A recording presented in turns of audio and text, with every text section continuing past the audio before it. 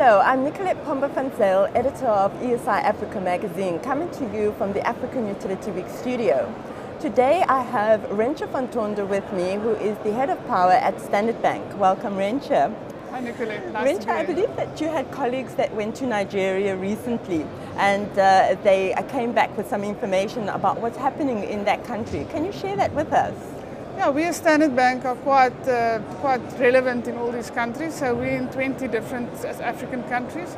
And what we do is we do engage with our colleagues there quite often. And what we found is that now it's quite an interesting market. Although there's a lot of activity and a major need for power, it's still difficult to do some of these transactions and projects. After we've closed Azura, the gas IPP project, we've seen that there's a lot more push towards an IPP structure. However, what we found when we tried to look at more viability in terms of projects, that it is difficult to develop these, and that may be a footprint going forward. But one of the key trends that we are looking at as a bank is the off-grid opportunities that we do see in these type of markets where it's difficult to take sovereign risk from a bank's point of view in some cases. And that would include extending the rural electrification in various countries. And as you say, it is very difficult to fund those projects because of perceived risks. And that would include a lot of renewable energy, which is something that is coming to the fore at the moment. What have you seen around that sector?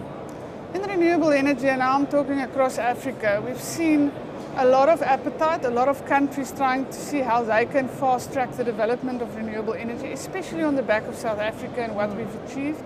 I think a lot of people believe that because it's a modular type of technology, it's much easier to implement. And Africa got an abundance of sun, so especially solar. We've seen a lot of developments. If I can pinpoint a few countries, solar and wind, mainly in Kenya. We're looking at solar developments in Namibia, also in Mozambique at this point in time. And then you have other countries popping up with quite significant programs or commitment. For example, Ghana. There's also Tanzania and Zambia, where we see the IFC with the World Bank putting a scaling solar program together where potentially, could be used in other countries to unlock value. Right. So the funding of these projects, there's been some innovation around how we fund these projects. Can you share a bit with us? Funding of power projects have always been a challenge because it takes time, especially project finance. What we find is that there are certain trends that we see being unlocked in the US and in Europe. You will see big utility scale projects being funded through a construction loan with a bond takeout.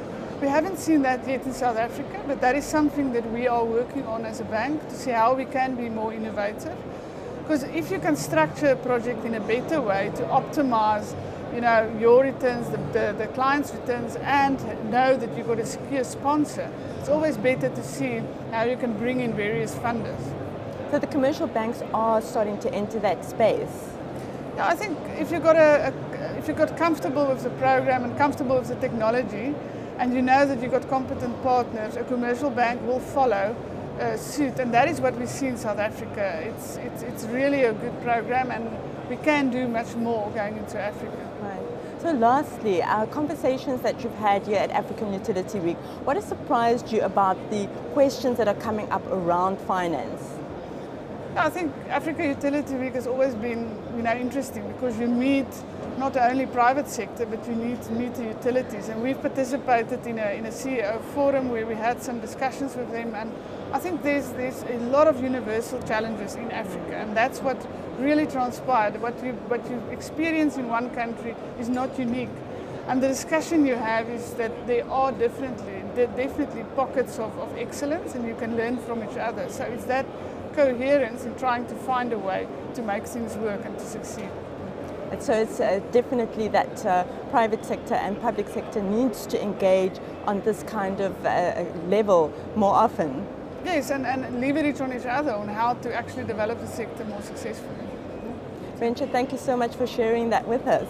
Thank you. Thank you for watching. I'm Nicolette Pomba-Van-Zyl, editor of ESI Africa magazine, coming to you from the African Utility Week studio.